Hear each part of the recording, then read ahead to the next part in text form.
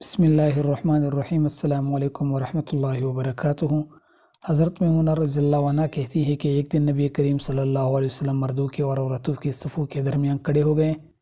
اور کہا، اے عورتوں کی جماعت، جب تم اس حبشی کی اذان اور اقامت سنو تو تم بھی اس کی طرح کہنا، کیونکہ ہر لفظ کے بدلے تمہارے ہزار ہزار درجے بلند کیے جائیں گے۔ تو عمر رضی اللہ عنہ نے کہا، یہ تو عورتوں کے لیے ہے، مردوں کے لیے کیا اجر ہے؟ نبی کریم صلی اللہ علیہ وسلم نے فرمایا، دگنا اجر ہے عمر۔ پھر آپ صلی اللہ علیہ وسلم عورتوں کی طرف متوجہ ہوئے اور فرمایا، اگر کوئی عورت اپنے شوہر کی اطاعت کرتی ہے، اس کا حق ادا کرتی ہے، اس کی اچائی بیان کرتی ہے اور اپنے نفس اور اس کے مال میں خیانت نہیں کرتی، تو جنت میں اس کے اور شہداء کے درمیان صرف ایک درجہ کا فرق ہوگا۔ اگر اس کا شوہر مومن اچھے اخلاق والا ہوگا تو وہ جنت میں بھی اس کا شوہر ہوگا، اور نہ اللہ تعالیٰ اس کا نکاح شہداء میں سے کسی سے کرا دے گا۔ اسی طرح سیدنا عمر رضی اللہ عنہ کہتے ہیں کہ رسول اللہ صلی اللہ علیہ وسلم نے فرمایا، جب مؤذن اللہ اکبر کہے تو سننے والا بھی یہی الفاظ دہرائیں، اور جب وہ اشہد اللہ الہ الا اللہ اور اشہد ان محمد رسول اللہ کہیں تو سننے والا بھی یہی الفاظ کہیں، اور جب مؤذن حی علی الصلاۃ کہیں تو سننے والا لا حول ولا قوت الا باللہ کہیں، پھر مؤذن جب حی علی الفلاح کہے تو سننے والے کو لا حول ولا قوت الا اللہ کہنا چاہیے۔ اس کے بعد مؤذن جب اللہ اکبر لا اور لا الہ الا اللہ کہیں تو سننے والے کو بھی یہ الفاظ دہرانے چاہیے،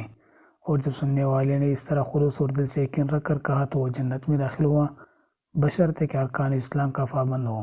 حضرت عبداللہ بن عمرو بن عاص فرماتے ہیں، فرمایا رسول اللہ صلی اللہ علیہ وسلم نے، جب تم مؤذن کو سنو تو تم بھی وہی الفاظ کہو جو وہ کہہ رہا ہے، پھر مجھ پر درود بھیجو، کیونکہ جو مجھ پر ایک درود بھیجتا ہے اللہ اس پر 10 رحمتیں نازل فرماتا ہے۔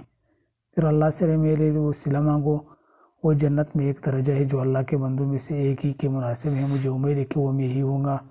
جو میرے لیے وسیلہ مانگے اس کے لیے میری شفاعت لازم ہے۔ علماء نے فرمایا، شفاعت کے واجب ہونے میں خاتمہ بالخیر کی طرف اشارہ ہے۔ علامہ ابن نجیم حضرت عائشہ اور دیگر سلف صالحین کے واقعات نقل فرمائے ہیں کہ وہ حضرات اذان کی آواز پر راستہ چلتے چلتے رک جاتے، لوہے پر مارنے کے لیے ہتھوڑی اٹھاتے، جیسی ہی اذان کی آواز کان میں پڑتی ہتھوڑی چھوڑ دیتے۔ اسی وجہ سے علماء نے لکھا، اگر تلاوت قرآن میں بھی لگا ہوا ہو، جب اذان کی آواز کان میں پڑے تو تلاوت موقوف کرے اور اذان کا جواب دے۔ حضرت علی رضی اللہ عنہ کے متعلق نقل کیا گیا ہے کہ جب نماز کا وقت آتا تو چہرے کا رنگ بدل جاتا، بدن پر کپ کپی آ جاتی۔ کسی نے وجہ پوچھی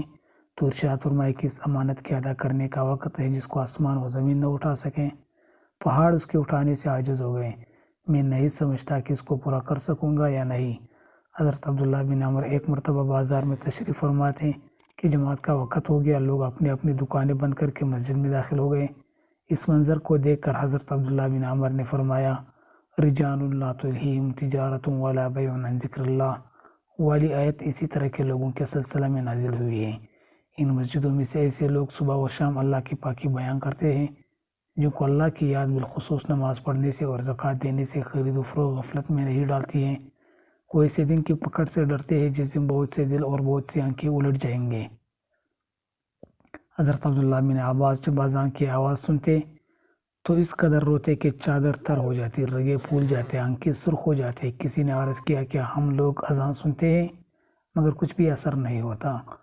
آپ اس قدر گھبراتے ہیں؟ ارشاد فرمائے کہ اگر لوگوں کو یہ معلوم ہو جائے کہ مؤذن کیا کہتا ہے تو لوگ راحت و آرام سے محروم ہو جائے اور نیند اڑ جائے۔ ایک حدیث شریف میں مذکور ہے کہ اذان اور اقامت کے درمیانی وقت میں کی جانے والی دعا رد نہیں کی جاتی ہے، اس لیے اس حدیث کی روح سے اگر اذان کے بعد مسنون دعا اور درود شریف کے پڑھنے کے بعد اقامت تک اپنی کسی حاجت کے واسطے جو بھی دعا مانگی جائے اس کی قبولیت کی زیادہ امید ہے۔ اذان کے بعد دعا کی یہ بھی فضیلت ہے کہ نبی کریم صلی اللہ علیہ وسلم کی شفاعت نصیب ہوگی۔ ایک روایت میں ہے کہ ایک صحابی نے حضور پاک سے عرض کیا کہ مؤذنین حضرات تو ہم سے ثواب و نیکیوں میں بڑھ گئے، تو حضور نے ارشاد فرمایا کہ تم بھی اس کے کلمات کو دہرا لیا کرو، اور جب کلمات پورے ہو جائیں تو دعا مانگ لیا کرو، جو مانگو گے قبول کر لیا جائے گا۔ اگر کوئی شخص اذان کا جواب دینا بھول جائے یا قصدن نہ دے اور اذان ختم ہونے کے بعد خیال آئے یا جواب دینے کا ارادہ کرے تو اگر زیادہ دیر نہ ہوئی ہو تو جواب دے دے، ورنہ نہیں۔ حضرت ابو سعید خدری رضی اللہ عنہ نے اس سے بیان کیا کہ میں دیکھتا ہوں کہ تمہیں بکریوں اور جنگل میں رہنا پسند ہے، اس لیے جب تم جنگل میں اپنی بکریوں کو لے لو، موجود ہو اور نماز کے لیے اذان دو تو تم بلند آواز سے اذان دیا کرو، کیونکہ جن و انس بلکہ تمام ہی چیزوں کو مؤذن کی آواز سنتی ہے۔ قیامت کے دن اس پر گواہی دیں گی۔